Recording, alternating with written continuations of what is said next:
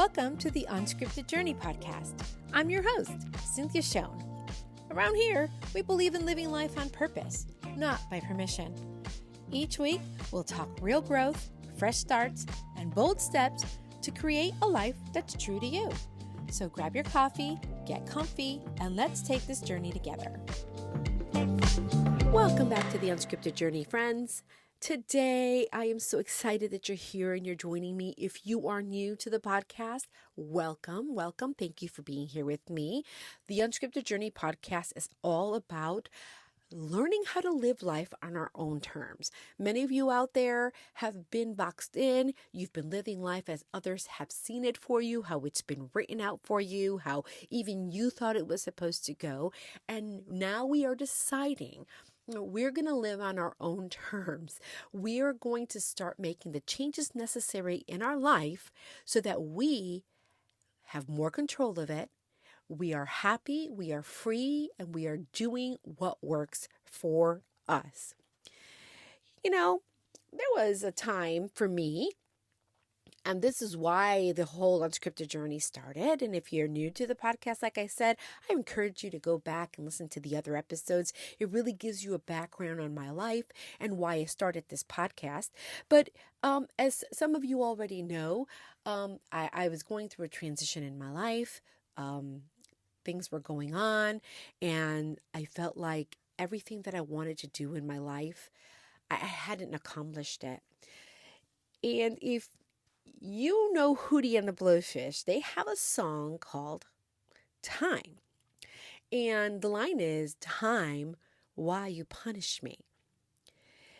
It's an amazing song lyrically because it talks about time in different ways. It talks about time moving too quickly.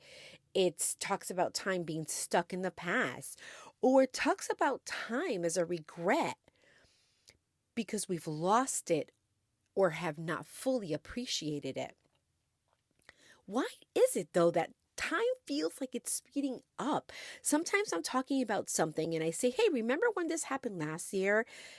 Or yesterday, or 4 days ago, or 2 summers ago, whatever, fill in the blank, guys. You know, you say something and someone says, that was like 10 years ago. That was 5 years ago. Why does that happen to us? Why is it that our perception of time changes? And why is it that we feel like we're missing out on things? And I don't know, what can we do to stop time from going quickly? Or what can we do to start making the most of our times? And it really does come down to what we feel versus what actually is happening, right? Our feelings tend to guide us a lot. And sometimes we forget to think about what's actually happening in real time, in real life. And there's a psychological perception of time. How novelty or routine and memory hacks our sense of duration. Like things that happen in our brain tend to bend our perception of time and moments. Days feel long when we're bored, but years feel short looking back. There's times that I'm at work and I'm like, man, the time went by so fast. Or I'm like, oh my God, today is dragging. Like, get me another coffee, please. I need to get through this.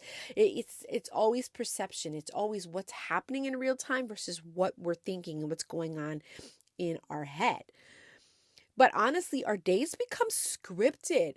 We wake up, we go to work, we eat dinner, we clean up, we do the laundry, and we go on repeat, and it happens every single day. Maybe something during the week changes, but for the majority of your life, the times, the hours of your day and your week and your months and your years becomes the exact same thing over and over and over again.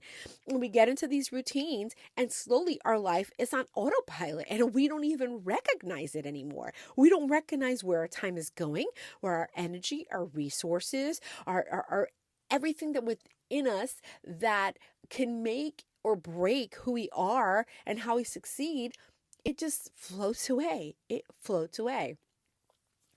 I've talked a lot about my dad passing away and how that impacted me. And talking about this story is no different, right? I was at a fairly new job and my dad passed away, and I felt forced with the time limits on my bereavement. It felt crushing. I remember when I read, oh, hey, bereavement time for a parent is 1 day. 1 day? How the heck do you just grieve the loss of a loved one for 1 day? That says a lot about the company's mentality and where they are and how they value what their employees go through. There was such an emotional weight of not having the ability to control my schedule or my morning process. It's funny, I was flipping through my photos on my iPhone just a couple of days ago, and I saw a picture that I took of myself in my office. This was about 5 or 6 months after my dad died, and I took it, and I was very emotional. I was crying, and I snapped that picture of myself, and I held on to it for a very good reason. One, I really wanted to remind myself that feeling the things that I was feeling was real and that nobody could take that away from me. Guys, no one can take away how you're feeling. My husband and I, we used to have disagreements, and I was big at saying, hey, you can't feel that way. And he would say, you can't tell me how to feel because those are my feelings. And I was like, oh my goodness, he is so right. I can't tell him that. So being in a place, a very emotional place, I did a lot within those months. I was canceling credit cards and working with companies and telling them, hey, my dad passed away. I was very emotionally wrecked. A lot of people don't see it because overall I act like a strong individual. Right? I hold it in until then eventually it comes out. And I think that picture was a culmination of those previous months of, kind of rushing back to work. By the way, I took an entire week. I didn't care. I took an entire week, and even a week, in my opinion, is just not enough time. But I took an entire week for the loss of my dad after he passed away. But that picture was a culmination. Dad died in February, and it looks like I took that picture in September. And it was a culmination of all those emotions that finally was like, oh my God, I was just sitting there and I started to cry. And it just helped me realize, man, how human I am, number one. I'm human. I'm real. I have feelings. There's no reason for me to hide them. But it also reminded me of a time period where I just couldn't hold on anymore. And time and months go by, unfortunately, but I was at a loss because why does my employer control how long, the time, quote unquote, I'm allowed to mourn the loss of a loved one? That was heartbreaking for me. I was like, I cannot believe this is happening. But it did teach me a lot about time and who and what controls it and what I can and cannot get back. And after, I think it was like the year after is when I started going on my unscripted journey. I started finding out about myself. I started reading a bunch of books. And I was introduced to a book that I read by Ed Milet. And I encourage you to read this book. It's called The Power of One More. It is amazing. It is powerful. It will make you think about time differently. It will push you to go to the next level and give just a little bit more of yourself. But in that book, Ed Milet discusses the idea of dividing a 24-hour day into 3 parts as a way to make time. Let's just face it. We always say, oh, I don't have time for that. Oh, I don't have time for that. Or I don't have time for this. Oh, I can't do that. I just don't have time. But really, everybody has the same amount of time. It's 24 hours in a day. And in the book, he does talk about how he splits up his day from 6 to 12, 12 to 6, and 6 to 12 a.m. Those are his three days in one. And he utilizes that time wisely to get a lot of things done.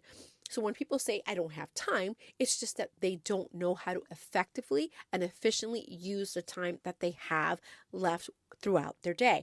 And I know a lot of us work, we have a 9 to 5. We're only capable of doing so much while we're at work. But there's ways to strategize so that you can make more of your time. I heard of different types of strategies, time blocking, batching, micro moments, and a big one is saying no so that you can have more scheduling margin. Honestly, when you say no to things, you're saying yes to something else. And we began to practice that, my husband and I, in our time as we were beginning to discover who we were again. And whatever works for you is what you have to do. But you just have to be organized enough to be able to not let time slip away and have any regrets. The reality that there's always obstacles and challenges. And what is the biggest thing that gets in the way? Digital distraction. We're on our phones, we're on Netflix, we're on Hulu, we're on this, we're on that.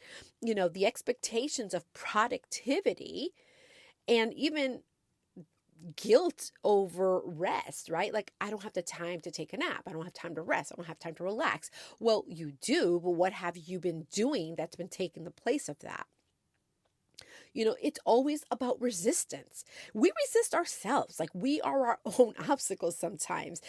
I don't have time because I want it to be perfect, or I don't have time because it's not the time yet, right? We're always putting an excuse in front of it, and it tends to slow us down.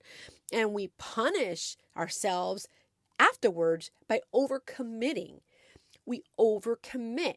The title of this podcast is Time, Why You Punish Me, right? Go back to the song. I'm going to put the link to the song so you can listen to it, but it's a really good song, and I hope that it makes you think. Plus, who doesn't like Hootie? Hello. So there's so many things that you can do to really start taking back your time and making the best of the days you have left in this lifetime. Someone said I've read that they count their summers as I have 20 more summers left. If I'm,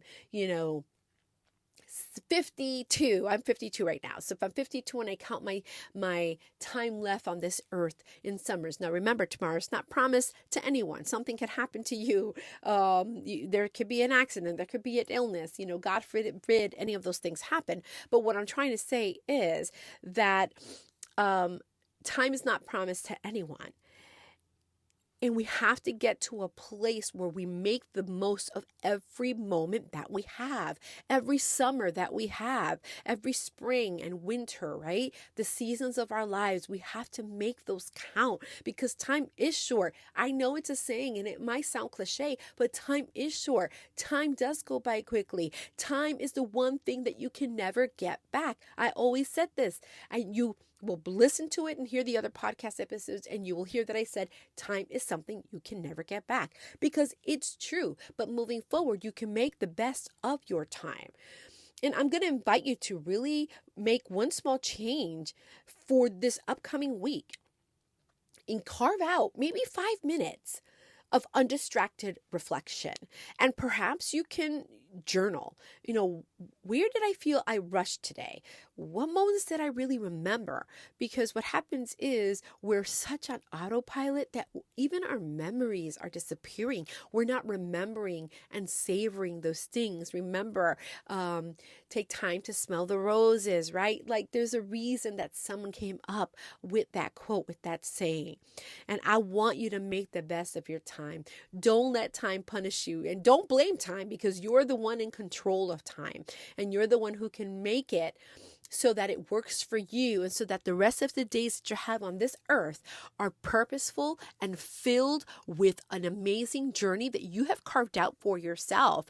And every day, make sure that you're looking at, there's days when I just don't want to do nothing. I come home and I cook and I sit and I'm like, I don't want to do anything.